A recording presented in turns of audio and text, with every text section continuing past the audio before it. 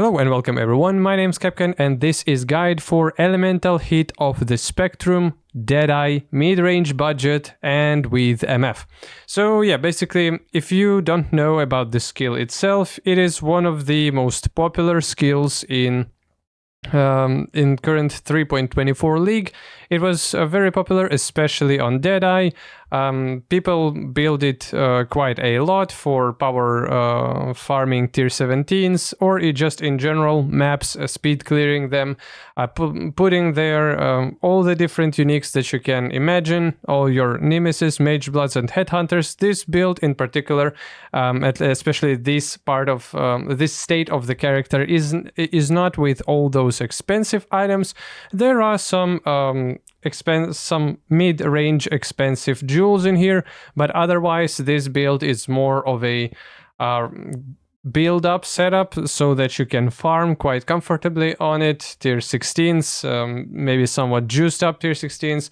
I'm not sure about tier 17s, especially with all the defensives of the character in its current form, without mage blood, without all those different items.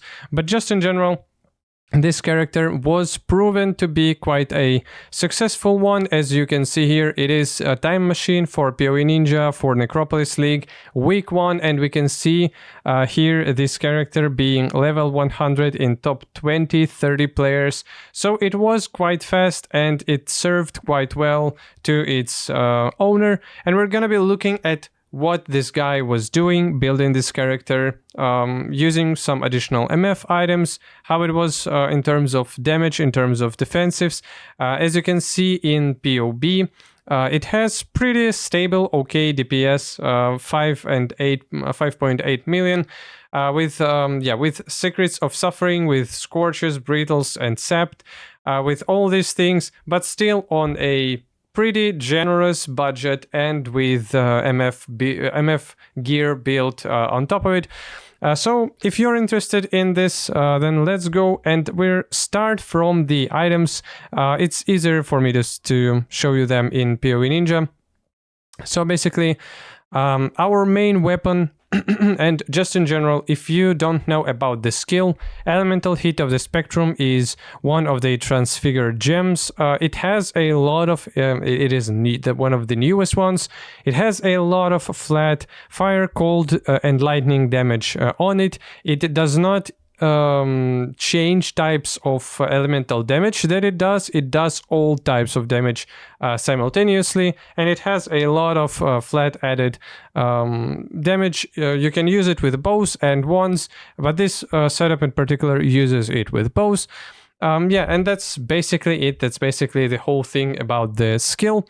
Now let's look at our main weapon. As you can see here, it's just as high elemental DPS as possible, attack speed, critical strike multiplier on a spine bow with local critical strike chance increase mode, which we do have here 8.9% of critical strike chance, and spine bows are just commonly used for all bow critical strike character, as it is the best base for that type of builds. Then let's go for the chest piece. As you can see here, it does not have a lot of armor or evasion rating, though evasion rating would have been quite handy, as we are using Grace. We are stacking at least somewhat okay-ish evasion rating. Now otherwise it's life, resistances, chance to suppress spell damage, which is always quite powerful. Some additional good modifiers that you can see here with influences, such as critical strike multiplier for attack damage, some additional grace effect, and then percentages of physical damage from hits taken as fire and lightning. In general, we are quite obviously, we are very fragile to physical damage, so we want to mitigate it as much as possible and to turn it in other types of damage. Then with our gloves, it's yet again Spell suppression, maximum life, some resistances, attack speed is quite handy. Some additional flat elemental damage would be pretty good. Otherwise, with mods, with influence mods, it's effect of your marks, which is quite powerful on this character, and some additional attack speed. Nothing special and nothing too pricey in here. With Quiver, we see here a bunch of flat elemental damage. It does not really matter which type of elemental damage you stack here. We are using all types of them, so we are okay with any type. Otherwise, crit strike chance, crit strike multiplier, life, some increases to damage, attack speed. Then let's go and check our last rare item. So it is an amethyst ring, as chaos res is quite handy, but we do not have it capped. Otherwise, you can get here attributes, flat damage, minus to total mana cost for non-channeling skills if you're struggling with mana, and you don't have a lot of mana, spare mana to use it, something close to 100, so a couple of attacks, then you need to leech it back. So yeah, minus to total mana cost will be useful. Otherwise, all the like maximum life and resistances are just regular stats.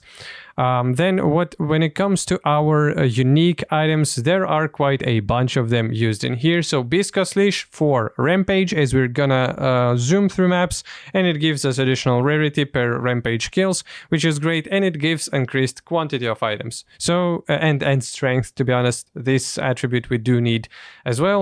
Then with our helmet, it's Old Rat's Nest. It gives attack speed, crit strike chance, some additional rarity, some additional movement speed, and a lot of evasion rating. It does not have life. You cannot craft any influence mods on it. You cannot get with helmet in general. If you're using a helmet like this, then you are missing out on a lot of physical damage from hits taken as some elemental damage type, so you are attacking your defenses in order to have more DPS, in order to have more crit strike, attack speed, and some additional rarity with movement speed. So yeah, you can use here a rare item. Rat's Nest is not essential for the build to work, but it can be a handy, very cheap unique for you to start up your damage from a better point. Then we are using High Risk Truth, which gives us level 30 precision, which is a great aura that gives us a lot of crit and accuracy. It has increased mana reservation efficiency with this amulet, which is pretty good too. A bit of dexterity, global crit strike multiplier, and we do have cooling strike here. You can change your High Risk Truth onto a rare amulet as well. It's not as essential, but you need to use precision, not level 30. You're gonna get just regular precision somewhere on your gear and use it as a regular aura, not from the amulet, and you will have to have more mana reservation efficiency from other places in order to fit in precision and still have some free mana to use. Now, the Ventor's Gamble here, it has pretty good rolls, not gonna lie. This one can be quite pricey in particular, especially with increased quantity and a lot of resistances, 40% on each, with a little bit of rarity on top, but quantity is more generous and more powerful in here. Yet again, this amulet is more of an MF part of your gear. If you do not have as much currency, you still need to cover your resistances. You can just use other amethyst ring and you will have even more chaos res. You can use their non-channeling skills. Basically, you can just copy this ring and you will be fine. Then with Goldwyrm, we do have here increased quantity of items found, which is powerful. It does give you very small amount of increased movement speed. It has a corruption here for some additional movement speed, but Goldwyrm in particular, they give you a lot of increased quantity of items found. And even though you are sacrificing some zoom for it, it is way more than you can get on many other parts of your equipment. So I would recommend you giving it a chance, feeling how you want to play with or without this movement speed. And yet again, if you were to use regular boots, you will have way more defenses, way more movement speed, and maybe some additional utility stats as well. So yeah, Big Skull's Leash we've already saw. Ventor's Gamble, High Risk Truth. That's it when it comes to the items themselves. Now, when it comes to our flasks, of course, you want to have Divine Life flask with corruption, with Corrupted Blood immunity and bleeding, but mostly, yeah, Corrupted Blood can be quite deadly. Then we are using Amethyst flask here for additional Chaos Res, then Quicksilver for more speed, Jade Flask for additional evasion, and a Diamond Flask for increased critical strike chance. Okay, so otherwise, I do think that we're gonna go to PoB now, and gems, skill gems, and talent tree is quite easier to look up there. So let's go first for the skill gems now.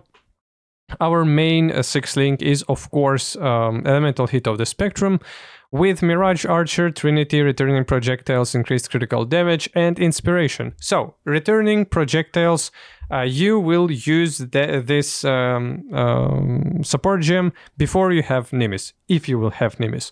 But basically what it does is you hit something with your ally hit, then it comes back after it did everything that it should have done. Then Mirage Archer, you're probably quite familiar with it. Trinity gives us a lot of elemental resistance penetration, and we do need Trinity because we want we are not really using curses and other stuff to lower resistances. We penetrate them. That's why it is so essential in here, and it just gives you a lot of more damage too. You're gonna be attacking enemies with a lot of damage from all 3 elements, so Trinity will always be on maximum stacks. Increased critical strike damage just for any crit build. Crit strike multiplier is one of the biggest multipliers of its damage, and inspiration for less cost and more some additional increases to crit strike and with more elemental damage. Then we are using just your, you need to use life tap on a lot of things, especially on mark on hit, because you triggering your marks will cost you a lot of mana, and we do not have a lot of mana to spare. That's why we're using life tap here, and flame dash paired with life tap just for you to never be on 0 mana and unable to blink. Then we are using cast when damage taken with Immortal Call. Blood Rage, it depends on you, however you want to use it. You can automate it, you can not automate it, it does not really matter.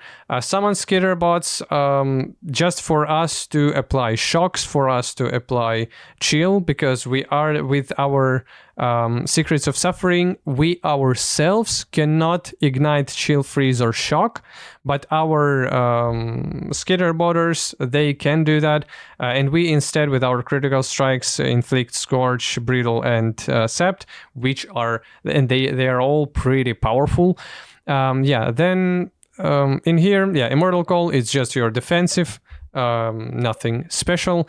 Then we do have our mana. We do have 2 setups of Mana Forge arrows, which is just in general, it's an auto arrow shooting mechanic. We do have here Frenzy of Onslaught. So you are shooting Frenzy automatically, you're generating Frenzy charges. It is all on life tap as well, because otherwise you would not have enough mana to proc it.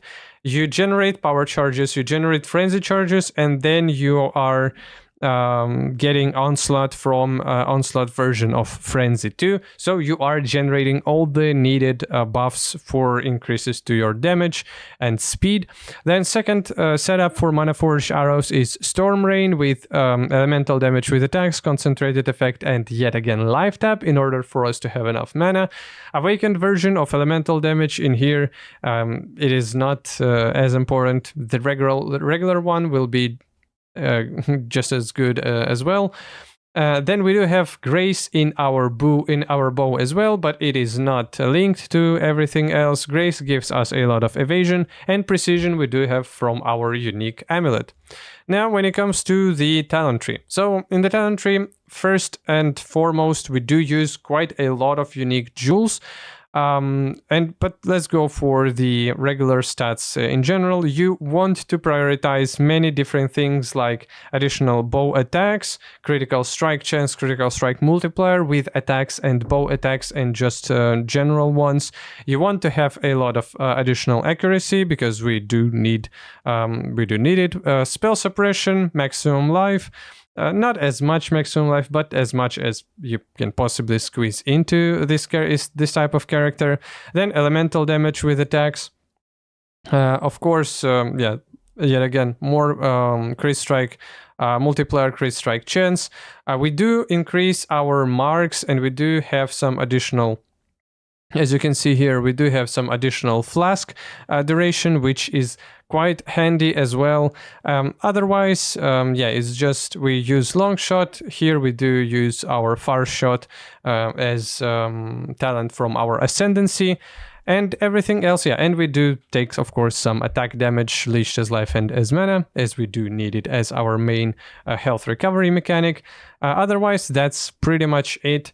Now let's go for our jewels and for our cluster jewels. So first here we do have the interrogation, which adds secrets of suffering, which we already saw, and just to repeat it, we cannot ignite, chill, freeze, or shock, and our crit strikes inflict scorch, brittle, and sept, and we do critical strike constantly, and we do have all three types of elements, so we will inflict all these things on our enemies. Then it is in a medium cluster jewel that gives us flask effect duration, and you see here spiked concoction, gain alchemist's genius when you use a flask. Otherwise, just all the good additional modifiers with flask effect and some additional damage and stuff. Second medium cluster jewel is increased projectile damage, and we do have here just yet again more damage and more speed damage and stuff like that. With Watcher's Eye, we are using Watcher's Eye that gives us crit strike multiplier while affected by precision, and evade attack hits while affected by grace. These two we are using. The clarity one is not really for us. Then with large cluster jewel, it is cluster jewels that gives us increased damage with bows. We have here Feed the Fury, just in general all the big powerful talents. Arcing Shot, so arrows gain damage as they travel further, dealing quite a lot of increased damage, and they gain critical strike chances they travel further. Yet again, they will return to us, so it will all stack even more and more whenever they are returning to us. And Martial Prowess, just a very good talent. Then here we do have Unnatural Instinct, so it allocates all small passives in radius, and all the located small passives in radius do not give us anything, so that's why we do have here our some good tattoos.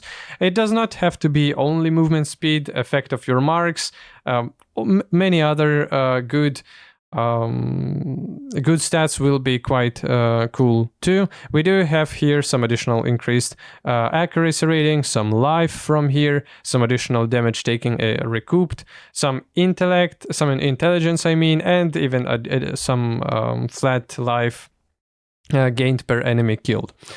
So this is our Unnatural Instinct, and then we do have here a Lethal Pride, as you can see here, 16,000 under Kaom, and basically what in general it gives us some additional strength, which is an attribute that we might lack, and it gives some additional good ones. Otherwise, just some additional good things like increased maximum life, some resistances, nothing too special, and whenever you are upgrading this build to higher damage points, you may change a lot of things in here, but just as such, it worked pretty fine for its owner. And this is pretty much it. We've looked all the skills, all the gems, and the interrogation, Watcher's Eye, everything. I think this is pretty much it with this character. I will have the link for the PoB and for the character on PoE Ninja in pinned comment below the video. Do not forget to like and subscribe if you liked the video and you want to see more like it. Thanks for watching. Hope you're having a good time. Bye.